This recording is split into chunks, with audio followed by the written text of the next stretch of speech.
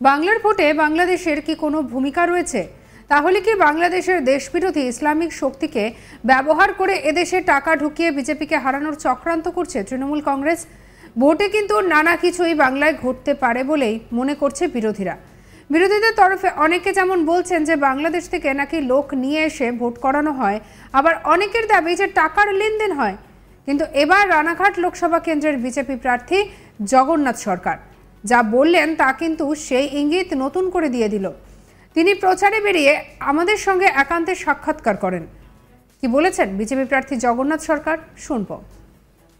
এটা তো একদম সঠিক কথা। বাংলাদেশ থেকে ভোটার যেমন অবৈধভাবে আসে, ঠিক তেমনি ভোটারকে ব্যবহার করার জন্য বিদেশি শক্তির মদতে বিজেপিকে হারানোর জন্য আর যে বিদেশি শক্তির অর্থাৎ এদেশটাকে যারা বাংলাদেশের স্লোগান দেয়, জয় বাংলা বলে, উৎসাহিত হয়ে তাই ওপার বাংলার যে ইসলামিক শক্তি, বিশেষ করে দেশ বিরোধী শক্তি, ভারতবর্ষকে যারা বা পশ্চিম বাংলাকে যারা বৃহত্তর বাংলাদেশে পরিণত করতে চায়, তদন্ত করলে আমার মনে হয় তারা এই বিজেপির ক্যান্ডিডেটকে হারানোর জন্য এই টাকাটা এসছে।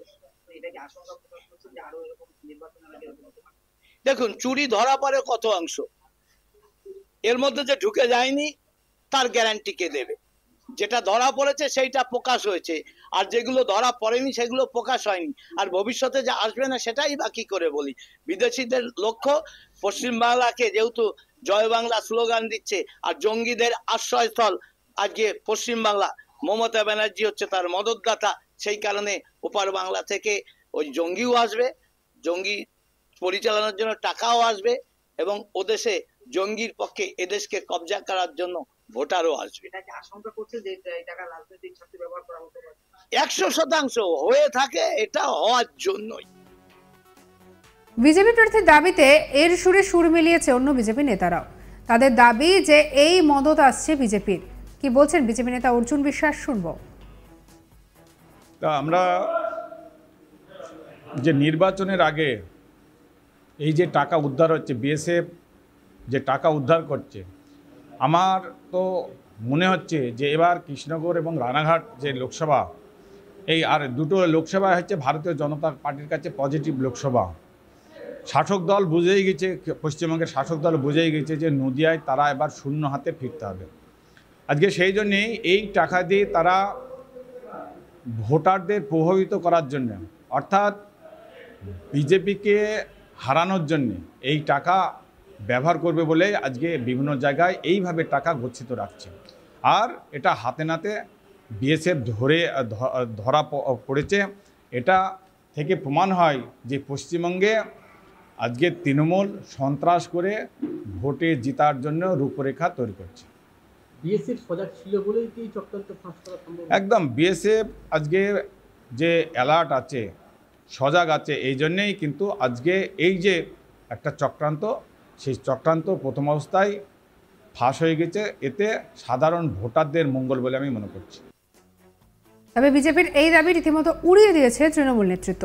তাদের দাবি যে এই গোটা ঘটনায় তাদের কোনো যোগ নেই। কি বলছেন তৃণমূল নেতা বিমান কৃষ্ণ সাহা, শুনবো। ইসলামীকরণ কি হিন্দুকরণ এটা প্রশ্নে আসে না। যেখানে সিকিউরিটি সেন্ট্রাল গভর্নমেন্টের, সেখানে তারা বুঝবে তারা করছে কিনা ইসলামীকরণ করছে, তাহলে তারাই করছে, তারাই যুক্ত আছে। বিএসএফ অমিত শাহর লোক যুক্ত আছে, আর জগন্নাথ তো থাকবেই। জগন্নাথ তো নিজেই একটা ব্ল্যাকার। জয় বাংলা স্লোগানটা বাংলাদেশে সেটা চুরি করে বাংলাকে বিদেশি শক্তি দ্বারা পরিচালিত করতে চাইছে, এই অভিযোগ তুলেছে। অভিযোগ অন্তত বিজেপির পক্ষ থেকে কোনো অভিযোগই মানুষ এখন শুনতে রাজি নয়। উপায় না দেখে পাগল হয়ে গেছে, পাগলের অনেক কিছু প্রলাপ ঘটে। জগন্নাথ সরকার যা বলছে আমাদের এই লোকসভা কেন্দ্রে 100% মিথ্যা। ও চৈতন্যদেব নিয়ে কথা বলে, ওর মুখে চৈতন্যদেব শব্দটাই আনা উচিত না। 5 বছর এমপি ছিলি, তার 5 বছরে চৈতন্যদেবের মাটিতে তুই স্বীকার করেছিস যে 1 পয়সা আমি খরচ করি। লজ্জা করে না চৈতন্যদেবের নাম নিতে? লজ্জা করে না? রামের নাম নিবি, রাম নবদ্বীপের রাম নয়, নবদ্বীপের চৈতন্যদেব। নবদ্বীপ কেন সারা পৃথিবীতে চৈতন্যদেব, যারা বাইরে থেকে কোটি কোটি লোক আসেন ইন্ডিয়াতে চৈতন্যদেবকে স্মরণ করে আসে, আর কোনো প্রভুকে স্মরণ করে আসে না, সেই চৈতন্যদেবকে তারা অবজ্ঞা করে। চৈতন্যের মাটিতে সেখান থেকে তিনি পাশ করেছেন, সেই পাশ করার পর তার কি কন্ট্রিবিউশন চৈতন্য ভূমির জন্য, সেটার জবাব দিক আগে। কিন্তু ভোটের ময়দানে রীতিমতো যেন পারদ আরও নতুন করে চড়তে শুরু করেছে। এই বাংলাদেশের যোগ আছে এ কথা বারবার তুলছে বিরোধীরা, আর এবার সেই অভিযোগ নতুন করে যেন উঠল আরও একবার। কিন্তু আখেরে ভোটে কতটা উত্তপ্ত নদিয়া সেটাই এখন দেখার, কারণ কেন্দ্রীয় বাহিনীর তরফে গোটা নদিয়াকেই মুড়ে ফেলা হবে নিরাপত্তার বেড়াজালে। তাই এই সমস্ত তথ্য আদৌ কতটা ধোপে টিকবে সেটাই তো দেখার।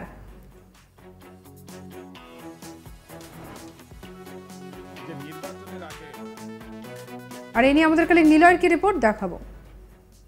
বিদেশি শক্তি এবং ইসলামিক শক্তিকে একযোগে ব্যবহার করার প্রচেষ্টা চালাচ্ছে রাজ্যের শাসক দল তৃণমূল কংগ্রেস। আর এমনই গুরুতর অভিযোগ তুললেন রানাঘাট লোকসভা কেন্দ্রের বিজেপি প্রার্থী তথা বিদায়ী প্রাক্তন সাংসদ জগন্নাথ সরকার।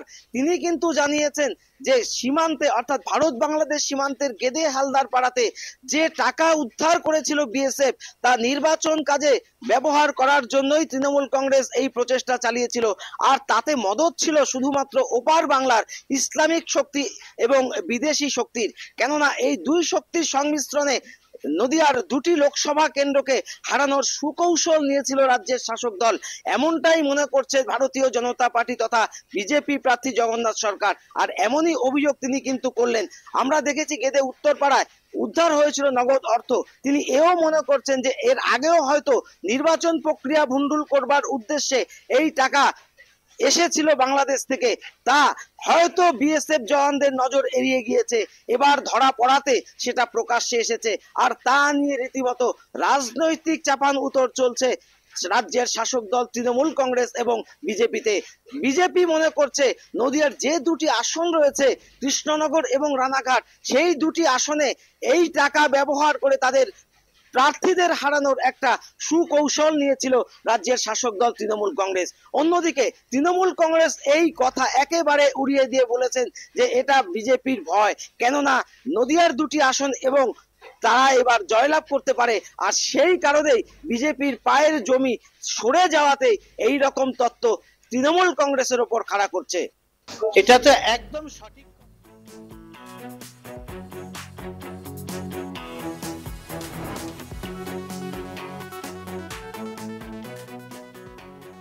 সঙ্গে রাখুন আজ তাক বাংলাকে, সাবস্ক্রাইব করে নিন।